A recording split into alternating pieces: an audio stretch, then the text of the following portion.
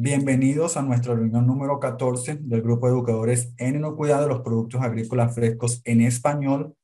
Como muchos de ustedes saben, mi nombre es David Blasini y junto a mis colegas asociadas en Extensión en Español de la Alianza PCA, Mariana Villarreal Silva y Julie Meneses, vamos a compartirles una presentación sobre recomendaciones prácticas para cumplir con los requisitos del agua de uso agrícola en la cosecha y en la post cosecha. Esta fue una presentación que se llevó a cabo en la reunión del grupo de educadores en inglés en mayo 9 del presente año. Esta presentación fue desarrollada por las doctoras Faith Kreitzer de la Universidad de Georgia, Laura Strong de la Universidad Virginia Tech y Michelle Danelog de la Universidad de la Florida. Nosotros tradujimos esta presentación al español, la cual vamos a exponer para ustedes el día de hoy, para también contestar sus preguntas justamente con las ayudas de las doctoras Kreitzer y Strong que están con nosotros el día de hoy. Y esto va a pasar al final de la presentación, después de la presentación. Bueno mencionar que esta reunión del día de hoy, junto con la que hicimos el 31 de marzo con el doctor Oscar Galagarza de la FDA, son parte de una serie de reuniones y presentaciones relacionadas con el uso del agua en la cosecha y post cosecha. Esta serie fue desarrollada con motivo de la entrada en vigor de los requisitos relacionados con el agua de uso agrícola en la cosecha y post cosecha de la norma de inocuidad de los productos agrícolas frescos de FESMA a principios de este año. Hasta los momentos, esta serie ha estado compuesta de 3 reuniones en inglés. Lo mismo vamos a hacer en español. En los próximos meses esperen la tercera parte de esta serie donde compartiremos herramientas relacionadas al manejo del agua en actividades de la cosecha y post cosecha, obviamente en español. Como siempre, la idea es ayudarlos a ustedes a guiar a sus productores en todo lo relacionado con el cumplimiento de la norma de inocuidad de los productos agrícolas frescos. Como ya es costumbre, aquí les presentamos la agenda de esta reunión, con la introducción e instrucciones primero, para después presentarles el tema de hoy, que es, como ya lo mencioné, recomendaciones prácticas para cumplir con los requisitos de agua de uso agrícola en la cosecha y post cosecha. Las partes de la reunión o estas partes de la reunión van a ser grabadas para después ofrecerlas en nuestra página web en español. Aquí van a poder conseguir el video de esta presentación. De la misma forma, me gustaría recordarles que en nuestra página web en español pueden conseguir todas las presentaciones y videos relacionadas a nuestras reuniones pasadas en caso que no las hayan visto. Les pido a cualquiera de mis colegas que si por favor pueden poner el enlace en chat para que ustedes puedan ver todos los tópicos que hemos explorado en el pasado. Y esto es justamente relacionado con este grupo de educadores en la inocuidad de los productos agrícolas frescos en español. Aquí pueden ver las instrucciones de esta reunión. El audio de todos los participantes está desactivado. Al final de la reunión habrá tiempo para contestar a sus preguntas y se preguntarán cómo puedo hacer preguntas si el audio está desactivado. Pues muy simple, usando la ventana de preguntas y respuestas o el chat que tienen en Zoom. Como ya lo mencioné, esta sesión va a ser grabada y se compartirá en nuestro sitio web y en la lista de distribución de correos electrónicos. Muy importante este último punto. Los puntos de vista y opiniones expresados en esta presentación son la de los ponentes y no reflejan necesariamente asesoramiento legal, puntos de vista o posiciones de la Alianza PCA, de sus miembros ni de las entidades que representan. Aquí, como es costumbre también, ven el mapa de los Estados Unidos y ven en cada parte de las regiones de los Estados Unidos las fotos de nosotros, el equipo de la Alianza PCA, y aquí nosotros estamos dando la cara, lo que es mi persona, Mariana, que estamos en el suroeste de los Estados Unidos, Mariana en California, yo en Arizona, Julie, que está en el estado de la Florida, también la pueden ver ahí, pero esto es un esfuerzo, o estas reuniones y estas presentaciones son un esfuerzo conjunto de todo el equipo de la Alianza PCA.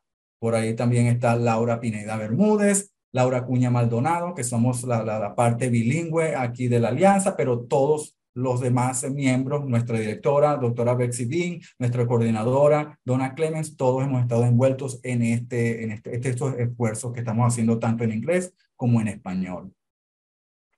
Aquí tenemos a la doctora Faith Kreitzer, profesora asociada de la Universidad de Georgia, y la doctora Laura Strong, profesora asociada y especialista de extensión en inocuidad de los productos agrícolas frescos de la Universidad de Virginia Tech, quien, aparte de desarrollar la presentación que Mariana, Julie y yo vamos a presentar el día de hoy, también están con nosotros para responder a sus preguntas. Aquí el expreso nuestro agradecimiento a las doctoras Kreitzer y Strong por estar el día de hoy con nosotros y por dejarnos traducir y presentar su presentación.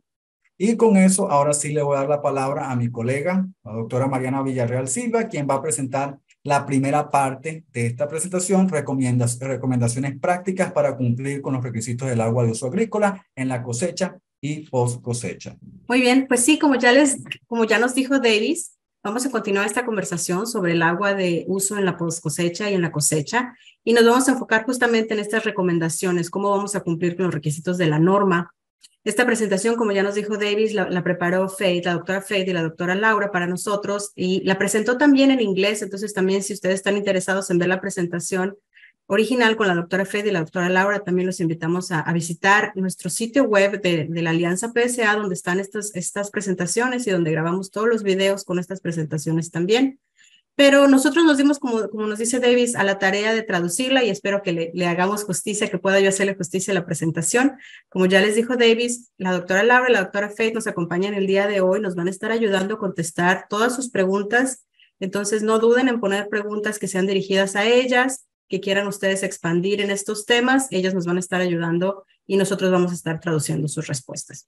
Una nota importante aquí que debemos aclarar desde ahora es que vamos a mencionar algunos productos desinfectantes, pero el mencionarlos no significa que los estemos recomendando ni que sean los más adecuados para los productores o que sean los que nosotros avalamos. Simplemente los estamos compartiendo con una intención didáctica para educar y para dar ejemplos y para revisar justamente cómo se lee y cómo se debe interpretar toda esta información que nosotros podemos obtener de los desinfectantes. También aquí hay una nota muy importante, agradecer al doctor Keith Schneider de la Universidad de Florida, porque también él proporcionó algunas de las diapositivas que se tomaron para esta presentación, y aunque no está presente, es muy importante reconocerle también su trabajo en cuanto a desinfectantes y al uso y sobre todo al material químico y cómo funciona la química, que nos va a explicar más adelante Davis.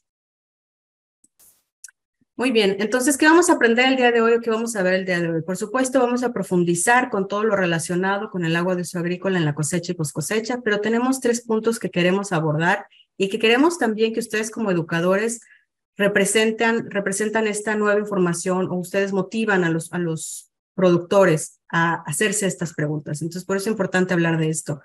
La primera y la más importante, necesitamos utilizar agua, necesitamos lavar el producto. Eso es muy importante, hacer esta reflexión. También hablar de cómo las prácticas cambian cuando utilizamos agua que solo utilizamos una vez, o la que le llamamos de un solo paso, y cuando utilizamos agua recirculada o agua en lotes, cómo cambian estos riesgos, cómo podríamos manejarlos de manera diferente. Entonces es importante, vamos a tocar en este tema. Y también queremos hablar de los tratamientos, por supuesto, del uso de desinfectantes, de cómo este uso de desinfectantes, aunque no es un requisito de la norma de inocuidad de los productos agrícolas frescos, sí es un requisito importante en cuanto a la ciencia. Y vamos a ver cómo la ciencia nos respalda al decir que es muy importante utilizar un desinfectante en ciertas instancias, en ciertos momentos y para ciertos usos. Entonces, esto es principalmente de lo que vamos a hablar el día de hoy, y sobre todo, como ya lo decíamos, buscar recomendaciones prácticas, buscar opciones que se puedan aplicar directamente, rápidamente. Entonces, de esto se trata esto. Muy bien, entonces primero que nada vamos a pensar cuáles son los usos del agua. Todos sabemos que el agua en la poscosecha tiene muchos usos y tenemos muy buenas razones para utilizarlas. Podemos utilizarlas para eliminar suciedad, para eliminar escombros, para mejorar tal vez la estética, la apariencia de un producto. También lo podemos utilizar para mejorar el tiempo de anaquel de un producto al enfriarlo. Entonces, a veces utilizamos agua en forma de hielo o agua fría para bajarle la temperatura rápidamente a los productos, y esto nos va a extender esa vida de anaquel. La utilizamos, por supuesto, para lavarnos las manos, ¿no? Nosotros esperamos que siempre se utilice este tipo de agua de calidad, de la calidad que conocemos, importante, para el lavado de manos, ¿no? Entonces, ¿qué es lo que estamos haciendo con el agua? Tenemos que identificar cómo la estamos utilizando, dónde se está utilizando, cuántos usos tiene esta agua para poder entonces aplicar o pensar en prácticas para reducir los riesgos. Esto es lo más importante, primero, que los productores identifiquen en dónde están utilizando el agua. Y bueno, aquí otra vez un recordatorio para que todos estemos en la misma página.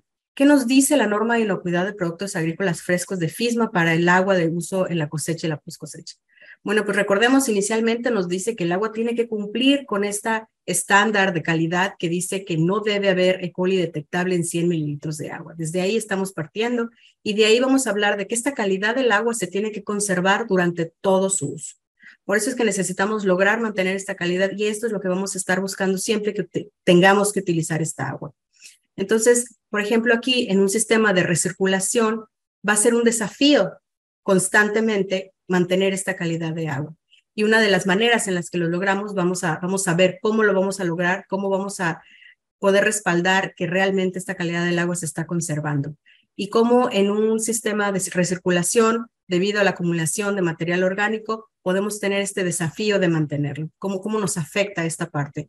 Entonces, como ya les decíamos, aquí hay una nota muy importante, otro requisito que no es un requisito de la norma, eso también es importante que como educadores lo tengamos claro, pero sí es un requisito, al menos en Estados Unidos, hay una agencia de protección ambiental, la EPA, que registra y aprueba etiquetas para desinfectantes. Y en esta etiqueta vamos a ver un ejemplo aquí más adelante, donde haremos una demostración de qué es lo que dice la etiqueta y cómo se identifican estos usos aprobados. Entonces, sí es importante recalcar aquí que aunque la norma no marca que tengamos que usar un desinfectante, la norma de inocuidad de productos agrícolas frescos sí dice que si el productor utiliza un desinfectante, tiene que comprobar que es efectivo para su uso. Entonces, aquí es donde nosotros vamos a tener que buscar de qué manera vamos a demostrar esta efectividad del desinfectante que estamos utilizando. Muy bien, y entonces ahora otro punto muy importante para recalcar aquí y para dar la introducción también al tema de los requisitos de la norma. Recordemos, como ya nos dijo Davis, este esfuerzo que tenemos ahorita en la Alianza PSA y que hemos estado tratando de proponer tanto en inglés como en español, es justamente porque ya la FDA está empezando a aplicar la norma en su parte E para el agua de cosecha y poscosecha. ¿Y cuándo empezó esto? En enero del 2023 se removió esto que se le llamaba discreción en la aplicación de la norma y se empezó a decir que ya se puede inspeccionar, ya se está inspeccionando en algunas empresas, ya se está revisando justamente esta calidad, que se cumpla esta calidad, que se cumpla con el monitoreo, que se cumpla con todos estos requisitos que marca la norma para agua en la poscosecha. Entonces, por eso es que es importante ahorita nosotros como educadores formarnos, aprender más, dar estos ejercicios, dar estas reflexiones, para que nosotros podamos proporcionar esta información a nuestros productores y así ellos puedan hablar y pasar estas inspecciones, ¿no? Entonces, como vemos aquí, empezó para las empresas más grandes desde el 26 de enero del 2023 y empezará también para las pequeñas empresas en el 2024 y para las muy pequeñas empresas será en el 2025. Por eso es que es importante ahorita tomar toda la información posible y aprender todo lo relacionado con el agua de la cosecha y la post cosecha. Muy bien, entonces como hablábamos aquí me parece muy importante esta pregunta, ¿no? A veces podría parecer sencillo. Empezamos con agua de buena calidad y la mantenemos y eso es suficiente. ¿Por qué nos causa tanto dolor de cabeza? ¿Por qué es tan complicado? ¿Y por qué le ponemos tanta atención entonces? Bueno, porque el agua facilita la transferencia microbiana de los productos contaminados a los no contaminados. Eso es lo más importante. Entonces, por eso es que cuidamos el agua, por eso es que queremos que esta agua no sea un vehículo de contaminación cruzada. No queremos que si un producto entra contaminado a estas tinas o a estos contenedores con agua, ese patógeno se transfiera a otros. Y de esto nos va a hablar mucho Julie, nos va a dar un ejemplo también para hablar justamente de cómo el agua podría servir como un vehículo de contaminación. Por eso es que estamos muy interesados en esto. Y también, bueno, aquí no nada más podría transferir microbios patógenos, también puede transferir microbios de deterioro, microbios que provocan la descomposición. Y aquí es muy importante porque a veces se puede promocionar el uso adecuado del agua o el uso adecuado de un desinfectante para evitar la transferencia de microorganismos que producen deterioro. Entonces, este es un doble beneficio. Al querer controlar la transferencia de patógenos, también vamos a poder controlar la transferencia de organismos de deterioro y por lo tanto vamos a extender la vida de anaquel de un producto. Entonces, esto también es importante recalcarlo cuando hablamos con los productores. Entonces, aquí, como hablábamos, lavar no mitiga una contaminación, no descontamina a un producto, pero al agregarlo estamos evitando esta contaminación expansiva, esta contaminación en todo el contenedor, en todo el producto que toca esa agua. Entonces, vamos a hablar mucho sobre este tema y esta solo es una breve introducción sobre lo que vamos a estar hablando. Entonces aquí, esto es muy importante hablar de qué es lo que no hace el agua y eso es muy importante también dejarlo claro para no causar confusión con los productores. ¿Qué es lo que no hace el agua? El agua no vuelve un producto adulterado a no adulterado. definitivamente tampoco reemplaza las buenas prácticas de agricultura. Si nosotros no tomamos las medidas necesarias antes de la cosecha, el agua no va a solucionar ese problema o ese defecto. No, tampoco va a reemplazar ninguna de las prácticas. Es decir, no importa que no revisemos si hay producto contaminado con heces porque se va a lavar. Eso no es válido. Entonces es muy importante dejar esto muy claro, recordar hacer estas reflexiones con todos los productores cuando hablemos de estos productos que se van a lavar. Y que no se crea que porque va a haber un lavado posterior se pueden evitar o se pueden olvidar o pueden ser laxos en la aplicación de buenas prácticas de agricultura. Y bueno, aquí entonces viene la pregunta, ¿lavamos o no lavamos? ¿Tenemos que lavar? Y algunas personas podrían decir que sí tenemos que lavar. Y entonces vamos a revisar si es cierto esto. Bueno, pues no, en realidad no tenemos que lavar. Al menos la norma no dice que los productos tengan que lavarse. Entonces, ¿qué es lo que requiere realmente la norma? Que se utilice, que si se utiliza agua, se utilice de la mejor calidad, sin E. coli genérica en 100 mililitros de agua, sin detección de E. coli genérica.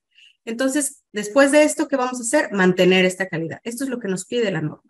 Entonces, para lograrlo, por ejemplo, vamos a tener programas de recambio de agua, monitoreo visual del agua, prácticas que controlen la temperatura para evitar la introducción de agua en los productos. Entonces, todo esto es lo que estamos queriendo hacer. Esta es la intención de lavar y, como ya lo dije, es muy importante hablar con los productores justamente de eso. No hay una necesidad de lavado, al menos no desde los requisitos de la norma. Entonces, ¿por qué lavamos? Aquí viene la siguiente, ¿no? ¿Por qué estamos lavando? Si no necesitamos lavar, ¿por qué lo estamos haciendo? Muchos de ustedes saben por qué lo hacemos. Lo hacemos porque nuestro comprador nos lo pide. Lo hacemos porque la industria así lo espera. Lo hacemos porque los consumidores esperan recibir producto que brille y que sea del color que esperan y que no traiga polvo y que no les ensucie las canastas de fruta en sus casas, ¿verdad? Por eso lo lavamos en realidad.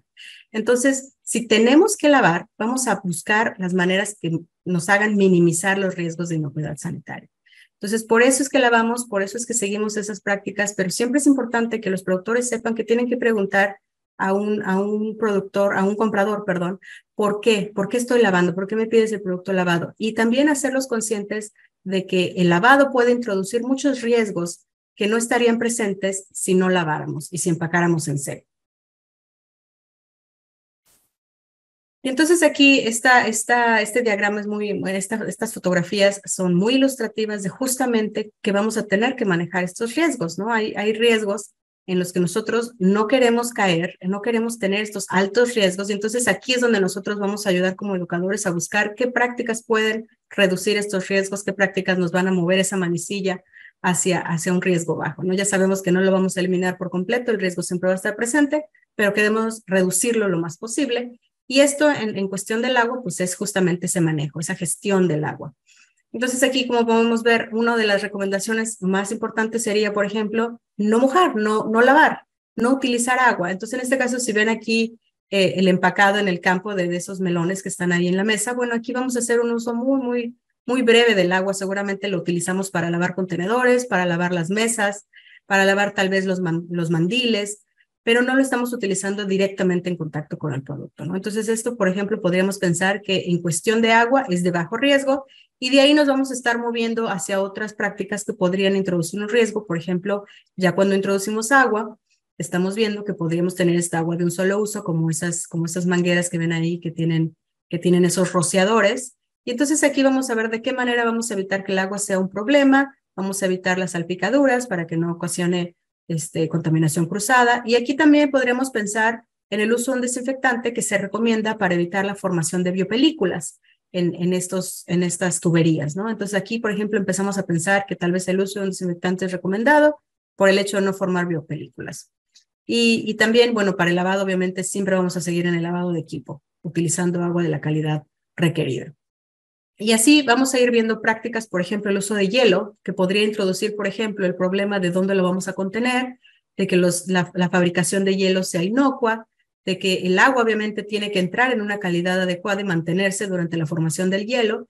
Y también después vamos a ver, por ejemplo, estos enfriadores industriales. Entonces también aquí tenemos agua, estamos introduciendo más agua, lo que significa mayor riesgo, mayor necesidad de control, mayor necesidad de prácticas de inocuidad para reducir exactamente la contaminación cruzada a través del agua, ¿no? Y así vamos viendo cómo, por ejemplo, Si tenemos que terminar sumergiendo los productos como estas manzanas, vamos a estar introduciendo este extensión del tiempo de contacto con el agua, lo que aumenta el riesgo de que si el agua se contamine, pueda tener contaminación en la superficie. Y vamos a hablar justamente aquí cómo se vuelve imperativo el uso de un desinfectante para evitar esta contaminación cruzada. Y bueno, aquí entonces hablando de estas prácticas que nos ayudan a minimizar el riesgo, como ya lo mencioné, empacar en campo, empacar en seco, utilizar lo menos posible el agua, utilizar el rocío de agua, podrían ser algunas de las recomendaciones que podríamos hacer para reducir el riesgo de contaminación por el uso de agua. Aquí a veces tenemos que también pensar, si tenemos que usar un sistema de recirculación, pues el uso de un desinfectante, y de eso vamos a hablar extensamente en las siguientes diapositivas. Entonces, como vemos aquí, si ustedes van a considerar justamente el uso de un sistema de recirculación de agua, pues hay que ver qué prácticas vamos a poner en pie para ayudarnos en este sentido. Por ejemplo, podríamos decir el uso de un desinfectante, y como lo dice ahí, la ciencia respalda que tenemos que usar un desinfectante en el agua de reuso. Considerar entonces qué calendarios de recambio de agua vamos a tener, y vamos entonces a entrar a la parte de qué desinfectantes utilizar, cuáles son los más efectivos para el tipo de producto que tengo y la cantidad de materia orgánica presente, para las condiciones del agua, el pH, todo eso vamos a tener que empezar a hacer esa evaluación si tenemos que utilizar agua de reuso y vamos a utilizar estos desinfectantes, ¿no? Y aquí también es importante, por ejemplo, aquí lo dice, ¿no? Vamos a usar contenedores limpios, vamos a utilizar un prelavado, por ejemplo, si tenemos que hacer prácticas para evitar que se acumule esta materia orgánica que nos desactiva o que nos reduce la efectividad de un desinfectante, pues tal vez una práctica anterior, como un rociado o un prelavado o un cepillado, antes de entrar en contacto con el agua, podrían reducir esta introducción de materia orgánica. Entonces, así es como vamos a tener que dar un proceso de pensamiento y de reflexión para llegar a qué podemos hacer para siempre estar reduciendo estos riesgos y siempre estar encontrando una mejor manera de utilizar el agua. Y aquí otra vez, si podemos alejarnos justamente del agua y reducir el tiempo de contacto, lo vamos a intentar. Pero, como ya dijimos, lavar no es obligatorio, pero si no podemos evitarlo porque el comprador no lo pide, porque no hay manera de mover el producto si no es después de ser lavado, y además porque también queremos, por ejemplo, el efecto de mejorar la vida de anaquel de un producto, como ya dijimos, para reducir el número de bacterias de deterioro, bueno, pues tenemos que lavar, y aquí vamos a utilizar justamente estas justificaciones de la ciencia que nos dice utilizar justamente un desinfectante, ¿no? Aquí es donde vamos a empezar a hablar de esa reducción de esa causa que podría ser muy grande en agua contaminada y cómo vamos a evitar que esto pase. Cómo vamos a evitar que un producto contaminado nos contamine otros 100 productos. Y de eso nos va a hablar un poquito más Julie y nos va a dar un ejemplo. Entonces, los dejo con ella. Adelante, Julie. Gracias, Mariana. Y vamos a hablar sobre el lavado. Mariana explicó que el trabajo de un desinfectante es detener la contaminación cruzada.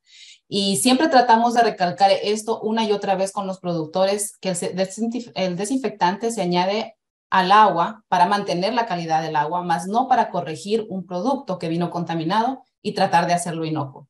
Pero aunque podemos hablar mucho sobre el tema, una imagen dice más de 1000 palabras, entonces hemos preparado esta pequeña animación que va a describir el proceso. Y tenemos aquí un ejemplo de unos tomates, y en los tomates obviamente están expuestos al ambiente y existe microorganismos en el ambiente que eventualmente se van a alojar en los frutos vegetales que estamos cultivando. Y clic, por favor, Mariana. Y aquí están estos microorganismos. Y estos microorganismos no se van a ver. Lamentablemente estamos lidiando con un riesgo que no lo podemos ver, sin embargo existe. Y vamos a cosechar este fruto, y si tuviésemos unas prácticas adecuadas, esperamos que esa contaminación no sea tan elevada, pero eminentemente muchos de los frutos van a estar sin contaminación y otros van a tener unos cuantos microorganismos. Hasta que pueden observar aquí, muchos de ellos no están, y estamos en este primer ejemplo, vamos a asumir que existe un tanque de lavado que no contiene ningún desinfectante, es únicamente agua, y vamos a empezar con el proceso de lavado. Unos tomates que no tienen contaminación van a entrar en este tanque de lavado, y eventualmente va también a ingresar el que sí tiene contaminación. Y algunos de esos microorganismos se van a quedar en el tomate, pero muchos otros van a quedar en el agua. Y como pueden ver en este momento, en este punto, es cuando ese tanque de agua se convierte en una fuente de inoculación de microorganismos para todos los otros productos que vengan después, como en el caso de este tomate. Tal vez en este caso el tomate se contamina en una menor cantidad, pero de todas formas vamos a tener un impacto en la calidad. La siguiente. En el siguiente ejemplo, ahora podemos observar, este es un segundo escenario en el cual sí se añadió un desinfectante en el agua. En este caso vamos a pasar los tomates a nuestro tanque de agua. Eventualmente va a ingresar una vez más el que tiene contaminación y esos microorganismos también se van a alojar en el agua. Eso es algo que pasa sin que nosotros podamos inventarlo. Sin embargo, cuando existe el desinfectante presente en el agua, el desinfectante se va a encargar de eliminar estos microorganismos y mantener la calidad de agua al nivel sanitario. Entonces, en este momento estamos controlando el riesgo y no van a ver los tomates que vengan más adelante, no se van a contaminar. Entonces, esto fue una explicación breve, algo que ustedes lo pueden ver. Sin embargo, hay muchas personas que también les interesa como ver los datos. Y este cuadro que observan aquí son los datos que avalan lo que acabamos de explicar en el gráfico. Este es un escenario, es un estudio que se hizo, que realizó la doctora Faith. Y como pueden ver aquí, evaluaron dos escenarios, similar a lo que acabo de explicar. En uno tenían solamente el agua y este fue un estudio donde se empezó con una cantidad muy elevada de contaminación de 10 millones de células y me van a decir que tal vez esa concentración es muy elevada, que eso no se encuentra, pero así es como se realizan este tipo de estudios. Y aún así ustedes pueden ver que en la transferencia hacia los tomates a partir del evento de contaminación se detectaron 218,000 y podrán pensar que eso tal vez es bastante, pero realmente eso es el 1% de la cantidad con la cual se inició. Sin embargo, si vemos en el otro recuadro donde se muestra la contaminación del agua, podemos ver que existe una gran cantidad de alrededor de 4 millones por milímetro de agua, lo cual indica que estamos generando un tanque que se convierte en una fuente de inoculación para todo el producto que entre en contacto con esa agua. En el escenario que se despliega en la columna de abajo se habla de 150 partes por millón de cloro. Ahí fue donde el desinfectante sí estaba presente.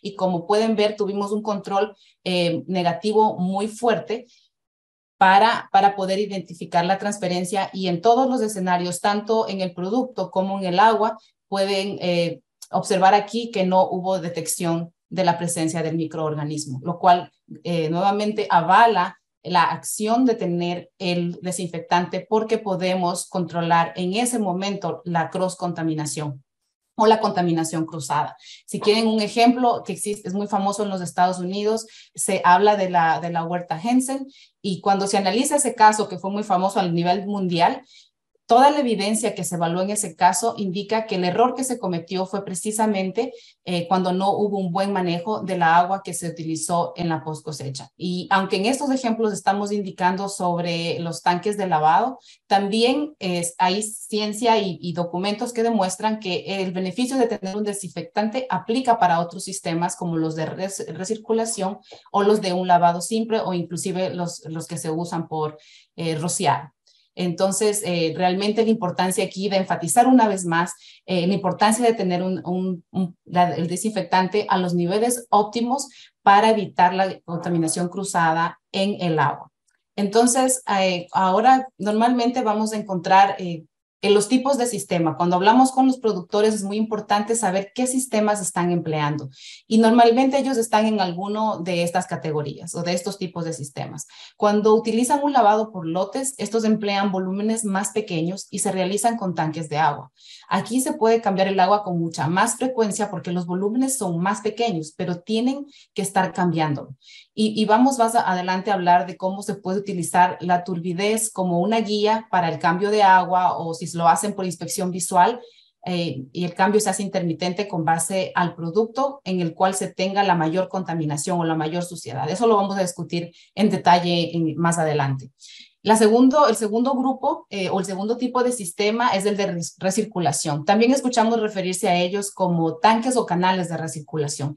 Y estos usan volúmenes más grandes, pero inclusive en estos sistemas debemos poner atención porque vamos a tener agua que se reusa y se recircula por largos periodos de tiempo. Entonces, siempre es importante recalcar cuando trabajamos con nuestros productores que están utilizando este tipo de sistemas, es que tienen que tener un desinfectante que funcione a los niveles más altos de materia orgánica que esperen tener en su proceso. Y entonces siempre es importante también mencionar que cuando existe un sistema de recirculación, y si tuviesen el caso de una inspección donde por alguna situación donde exista causa, sean investigados, ellos van a tener que mostrar la documentación o les van a inspeccionar por todo el proceso durante el cual esa agua fue reusada. Entonces, muy importante entender eso, por qué se debe mantener la calidad del agua al nivel más alto y sobre todo considerar esos periodos de duración de reuso de agua, porque serán auditados por todo ese proceso hasta donde existe la primera parada de limpieza. Y también luego existe el sistema de un solo paso que se considera de menor riesgo, pero se debe decir que aunque se considere de menor riesgo, el riesgo siempre existe, sin importar cuál sea el proceso. Una vez que se utiliza agua, existe la posibilidad de que incremente la contaminación cruzada de un producto contaminado y con cualquier otro producto que tenga contacto con el agua. Entonces, van a haber industrias que tal vez no tengan un sistema de circulación o tal vez productores muy pequeños que piensen que no pueden dosificar el desinfectante y el mensaje que quiero que se lleven hoy es que siempre hay una forma de cómo dosificar. Inclusive para productores muy pequeños pueden conectar dosificadores hacia las mangueras y entonces tratar de añadir ese desinfectante para rociado de una sola capa o en un solo paso, en un paso simple. Pero nuevamente recalcar la importancia de tener ese desinfectante para controlar la contaminación cruzada en el agua. Entonces, ¿cuál es el mejor desinfectante que existe? Y esa es la pregunta que todos quieren que les digamos exactamente qué deben hacer. Y lamentablemente como educadores no podemos hacer eso porque realmente nuestro trabajo debe ser proveer herramientas para la evaluación o el análisis que deben llevar a cabo cuando necesiten elegir un desinfectante.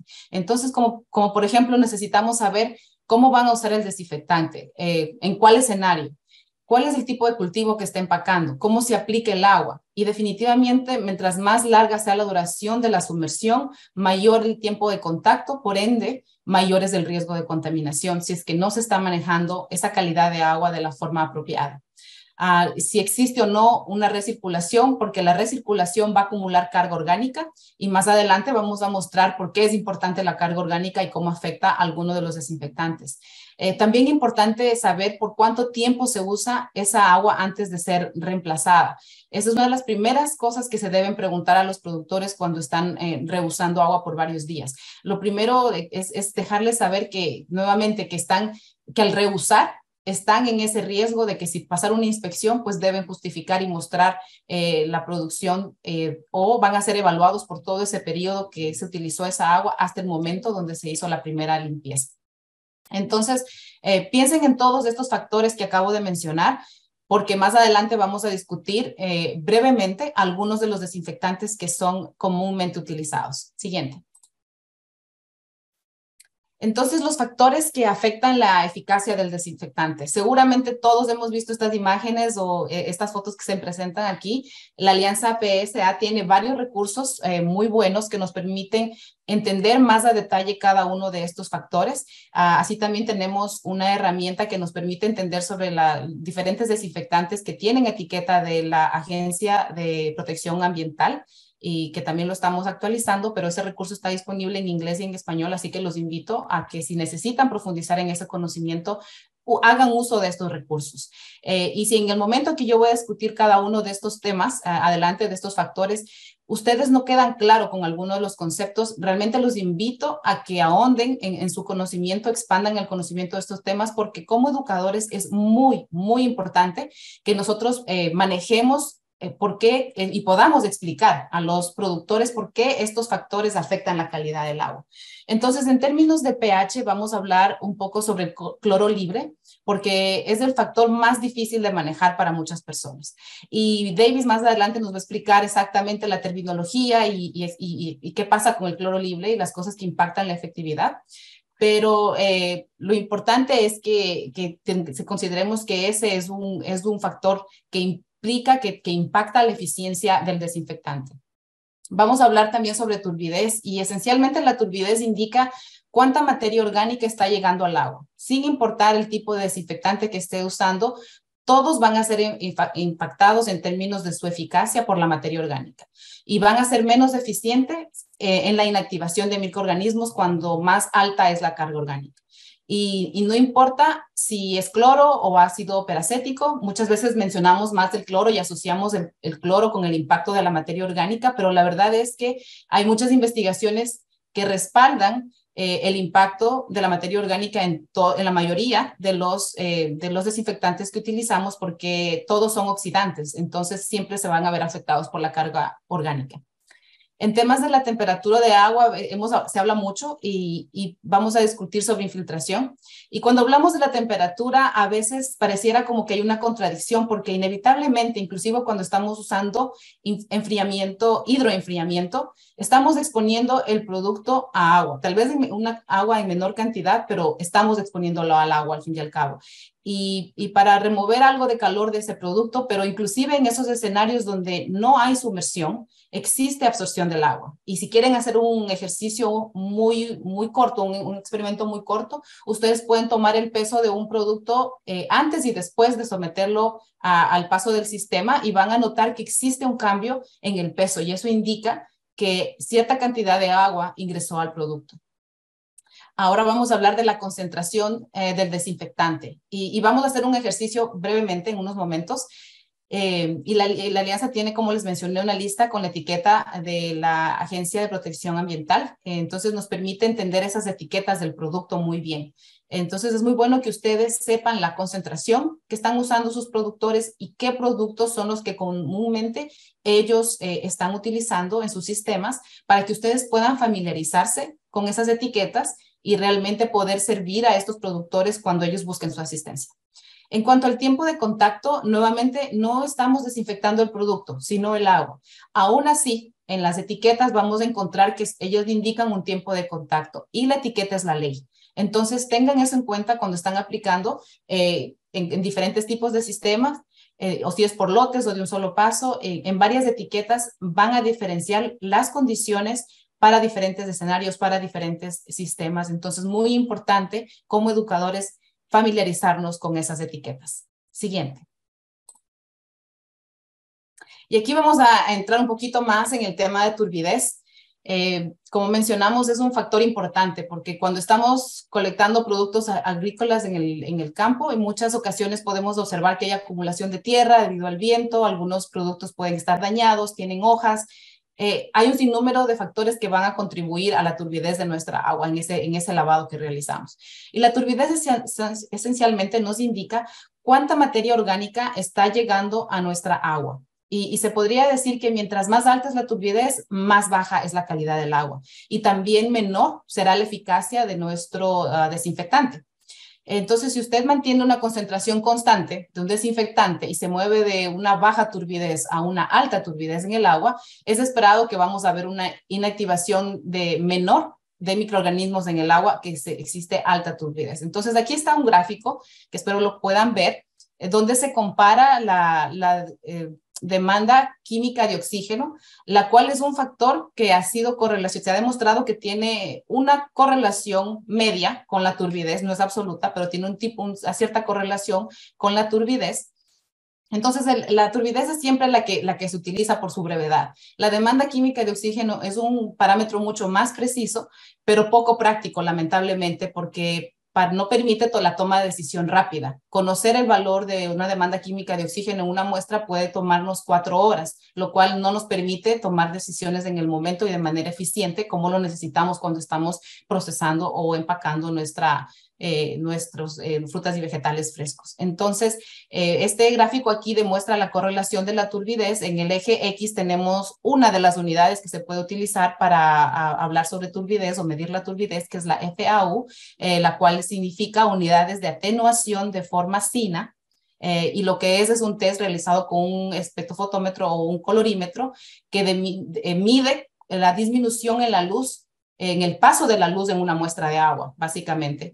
Y tenemos en el eje Y la demanda química de oxígeno, y que es la cantidad de oxígeno necesaria para oxidar la materia orgánica y convertirla en dióxido de carbono o CO2 y agua. Entonces, mientras mayor sea la demanda química de oxígeno, menor es la calidad del agua, ¿verdad? Entonces, esa es más o menos la correlación aquí. Y como pueden ver, es un factor que se puede utilizar como para comparar con la turbidez, pero no es 100% efectivo, porque como pueden ver en el gráfico, y son los resultados de un experimento real que lo medimos en una empresa donde ellos reusaban agua por 2 o 3 días. Entonces pueden darse cuenta que cuando llegamos al nivel de 250, esa fue la última medida de turbidez que se pudo obtener en este estudio.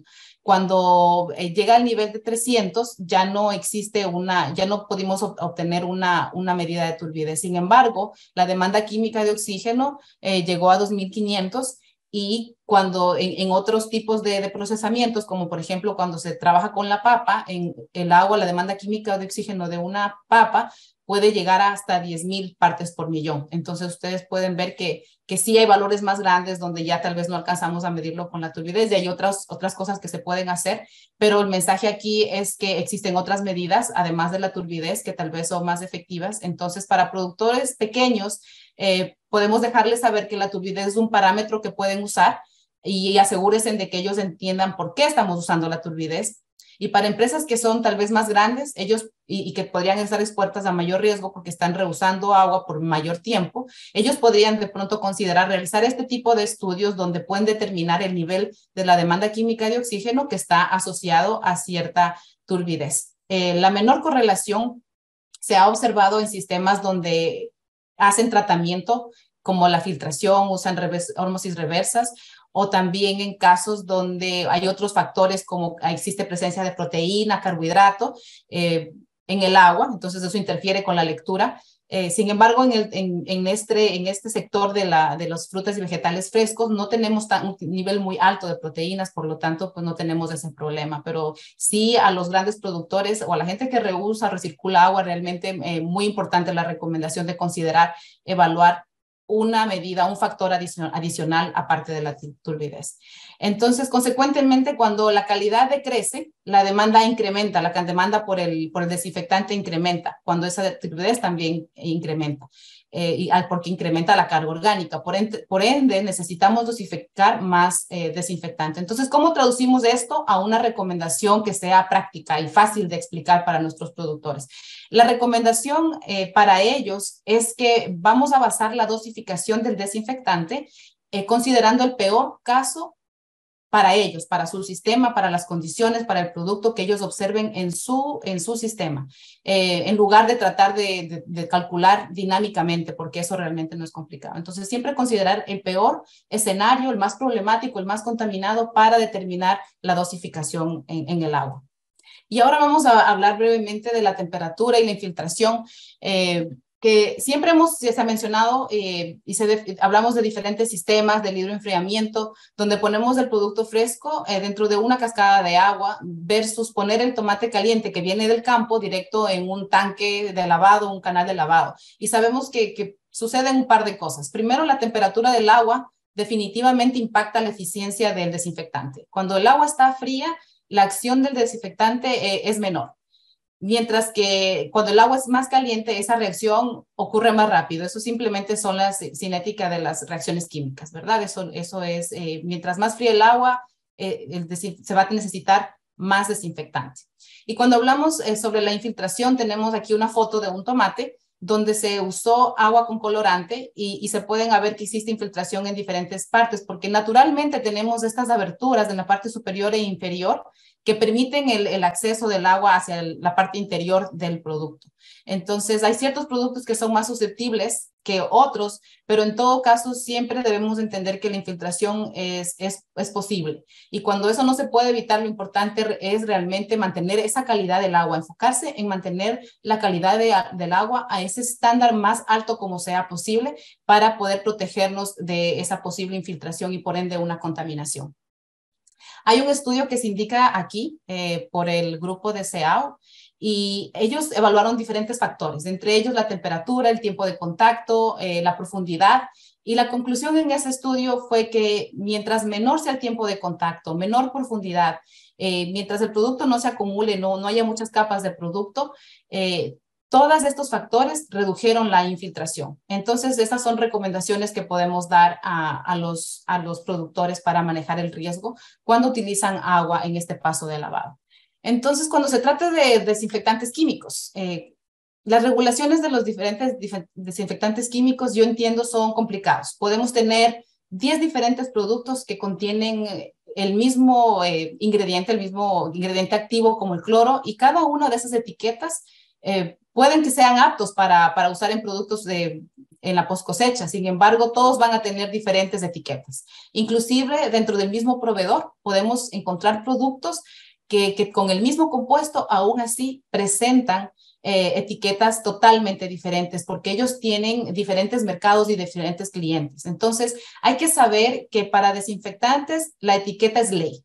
Tienen que asegurarse que sean apropiados para lavar frutas y vegetales específicamente. Tienen que buscar la concentración adecuada y el tiempo mínimo de contacto. Y a continuación vamos a hacer un ejercicio de cómo identificar ese tipo de información, pero es siempre importante que como educador ustedes busquen las etiquetas, como ya les había dicho antes, familiarícense con esas etiquetas para que ustedes puedan ayudar a sus productores.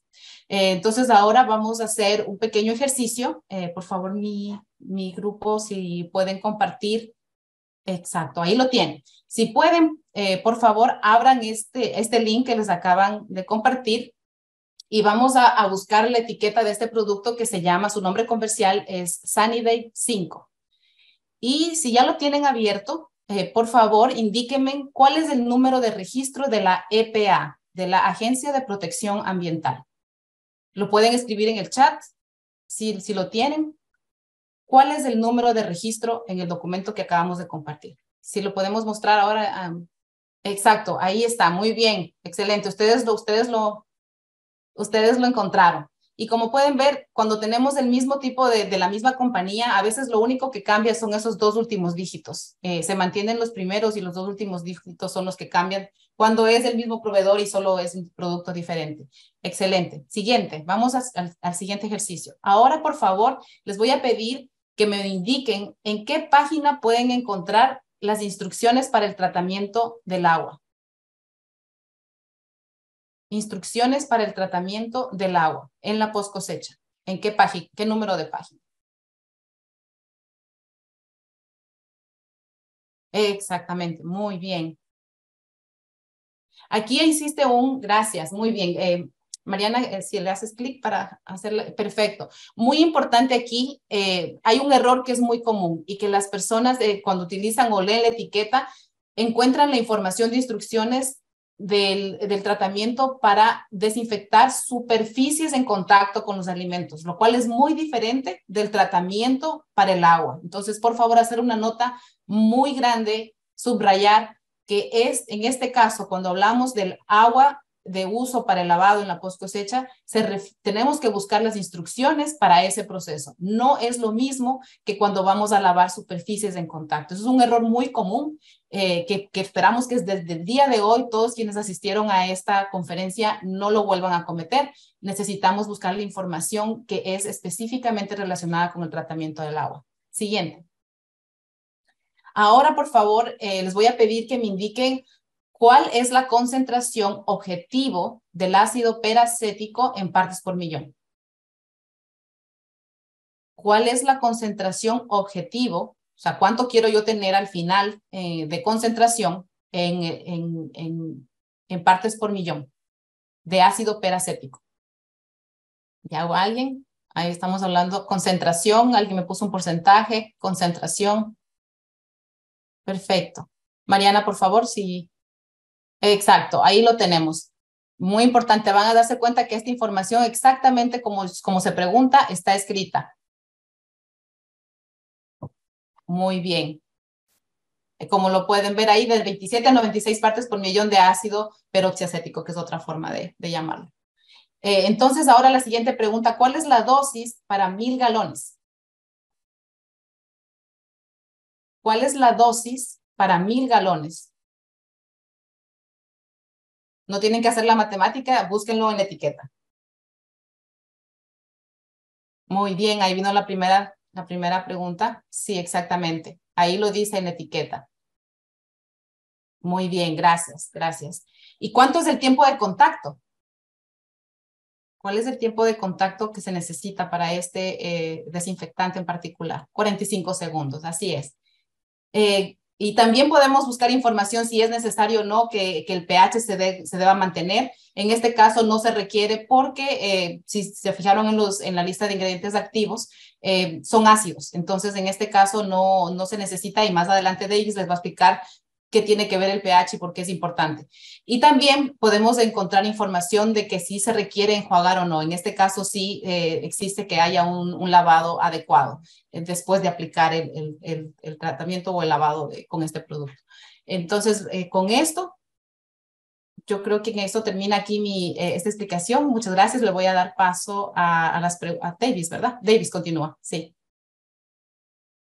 Gracias, Julie. Soy aquí. Vamos a expandir más sobre los desinfectantes comunes para el lavado en la post cosecha. Y estos pueden ser, como pueden ver en esta diapositiva, hipocloritos, que son los compuestos derivados del cloro. Y estos hipocloritos se pueden presentar en forma líquida como hipocloritos de sodio. Aquí ven sodio líquido. Un ejemplo de esos hipocloritos de sodio líquidos son los blanqueadores para la ropa, lejía, lavandina o comúnmente le llamamos cloro. Hay otras formas más concentradas en polvo o tabletas, llamado también hipocloritos de calcio. Véanlo aquí, polvo o tableta, calcio. También está el ácido peracético o peroxicético, el cual tiene concentraciones de principio activo entre 5 y 15%. Ok, aquí vamos a hablar más sobre la química del cloro porque este producto es de uso bastante extendido en la industria por su asequibilidad, accesibilidad y disponibilidad. Cloro libre es la forma de cloro con propiedades antimicrobianas, o sea que elimina los patógenos. Ya por ahí en el chat vi que han mencionado la palabra cloro libre.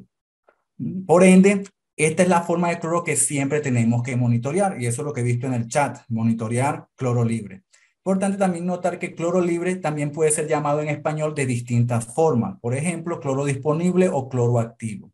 Dependientemente del nombre que le demos, es importante que nos aseguremos que este cloro libre esté en la forma correcta. Todo esto es determinado por el pH del agua con la cual estamos trabajando y vamos a hablar más al respecto en las siguientes diapositivas. Por favor, Mariana. Cuando trabajamos con cualquiera de las formas de cloro, forma líquida, hipoclorito de sodio o como ven en la diapositiva NaOCl, o en polvo o tabletas como hipoclorito de calcio o como ven en la diapositiva Ca, paréntesis, OCl, paréntesis, subíndice 2, o aún en forma gaseosa, como ven la última parte de esa parte en la diapositiva, que ven las letras Cl2, que es la forma gaseosa de cloro. Lo que hacemos es formar un ácido llamado ácido hipocloroso. Y ahí en la diapositiva ven en ese símbolo de estrella las letras HOCl, eso quiere decir ácido hipocloroso. Este ácido se forma al combinar estos productos de cloro con agua. Y vean en la flecha de la fórmula H2O, que es el símbolo la nomenclatura de agua, H2O. Este ácido hipocloroso es el agente que elimina a los patógenos. Por ende, ácido hipocloroso es lo que queremos en mayor porcentaje cuando utilizamos cualquier clase de hipoclorito o cloro en el agua. En esta diapositiva tratamos de hacer la relación entre el pH del agua y la eficacia de cualquier forma de hipoclorito o cloro. Primeramente, véanse el ácido hipocloroso o HOCl, como ven en la diapositiva, es lo que queremos porque este es el agente desinfectante de la reacción entre cualquier forma de hipoclorito y el agua. No obstante, vean aquí que al aumentar el pH del agua, el ácido hipocloroso, HOCl, se convierte en ion hipoclorito. Y vean ahí en la diapositiva que este ion hipoclorito se transfiere o se denota como OCl negativo. Este ion hipoclorito o OCl negativo es relativamente ineficaz eliminando patógenos. O sea, tener pH alto en el agua reduce la eficacia de los hipocloritos o cloros. Para hacer las cosas más complicadas o interesantes, depende del punto de vista de ustedes, tanto el ácido hipocloroso HOCl como el ion hipoclorito OCl negativo son identificados como cloro libre por las tiras de medición de cloro y por los kits de medición o valoración de cloro. O sea, no hay manera de diferenciar estas dos formas de cloro libre a través de estos métodos. Entonces, si tenemos cloro libre, esto no nos garantiza fidedignamente tener ácido hipocloroso, HOCl, que es lo que es efectivo eliminando patógenos. ¿Cómo podemos hacer para que nuestro tratamiento con cloro es efectivo? Bueno, la respuesta radica en el pH del agua. Al tener un pH sobre 7, 8, 9, ustedes no van a estar produciendo mucho ácido hipocloroso. Ustedes van a estar produciendo más del ion. Justamente esa es la parte que es importante monitorear. Justamente, y esto es una cosa que se tiene que hacer de la mano, tanto monitorear lo que es el cloro libre con monitorear que ustedes tienen en su tratamiento de agua un pH entre 6 y 7. Aquí ven de nuevo que tanto el ácido hipocloroso HOCl como el ion hipoclorito OCl negativo se miden como cloro libre. No obstante, en la primera ecuación ven lo que idealmente queremos que pase. Que el hipoclorito de sodio NaOCl forme ácido hipocloroso, que es HOCl. Una vez que se mezcle con el agua, H2O, como ven en la diapositiva, con el pulgar hacia arriba, la primera fórmula. En este escenario vamos a tener buenas lecturas de cloro libre. No obstante, ¿qué más necesitamos monitorear para estar seguros que la efectividad de este tratamiento antimicrobiano es efectivo? Pues la respuesta aquí de nuevo es que el pH de esta agua esté entre 6 y 7. En la segunda ecuación vemos lo que no queremos. Ácido hipocloroso HOCl resulta en ion hipoclorito, OCl negativo. Aunque en este escenario los niveles de cloro libre pues que estén bien, igual que el primer escenario, aquí el ácido hipocloroso HOCl se está degradando en ion hipoclorito, OCl negativo, el cual no es efectivo eliminando patógenos. Esto pasa cuando tenemos un incremento en el pH del agua desde 7 en adelante. Ahora tenemos una tercera ecuación o parte faltante del escenario. ¿Qué tal si añadimos más producto? Si añadimos más cloro o hipoclorito de sodio en el agua que ya se está degradando con ion hipoclorito OCl negativo. ¿Qué creen ustedes que pudiera pasar en este escenario? Y recuerde, ¿qué es lo que queremos? Que en este caso, el sodio del producto que estamos echando, que estamos poniendo cloro o hipoclorito de sodio, y recuerden la fórmula NaOCl, se combinará con el agua sobrante en la solución y producirá hidróxido de sodio, o como ven en la tercera ecuación, NaOH. Esta es una base, lo que incrementará el pH de toda la solución, lo que al mismo tiempo degradará más ácido hipocloroso en ion hipoclorito. Esto es lo contrario de lo que queremos, ya que esto va a reducir mucho más la efectividad del desinfectante. O sea, en este escenario se está desperdiciando todo este cloro nuevo que se está añadiendo en el agua. Esta es la razón por la que ciertas operaciones agrícolas en casos como este añaden ácido o se le aconseja añadir ácido para llevar el pH por debajo de 7, o mejor dicho, entre 6 y 7. De esta forma, sí veríamos un incremento de las condiciones para crear más ácido hipocloroso, que es el agente que efectivamente elimina los patógenos en la solución. Ejemplos de este tipo de ácidos que se usan para reducir el pH en el agua son el ácido cítrico, que es un ácido orgánico, o el ácido fosfórico, que es un ácido inorgánico. Esta diapositiva reitera el proceso. Al agregar más productos, cloro o hipoclorito de sodio en el agua, donde el ácido hipocloroso HOCl se está degradando en ion hipoclorito, OCl negativo, este va a crear hidróxido de sodio, NaOH. Porque este hidróxido es una base, esto va a alcalinizar o aumentar el pH del agua. Como consecuencia, los reactivos químicos de esta agua van a ser menos eficaces eliminando patógenos. Como conclusión, es aconsejable usar agentes acidificantes como el ácido cítrico o el fosfórico para reducir el pH del agua y así contrarrestar la formación de hidróxido de sodio, NaOH. Recuerden que el rasgo de pH ideal para la formación de ácido hipocloroso es entre 6 y 7. Seguimos a la siguiente. Aparte del pH de agua, sabemos que la cantidad de materia orgánica, la dureza del agua, y por ahí también lo vi en el chat, que es la cantidad de minerales como el magnesio o el calcio que naturalmente puede estar presentes en el agua, pueden afectar la efectividad de los desinfectantes químicos.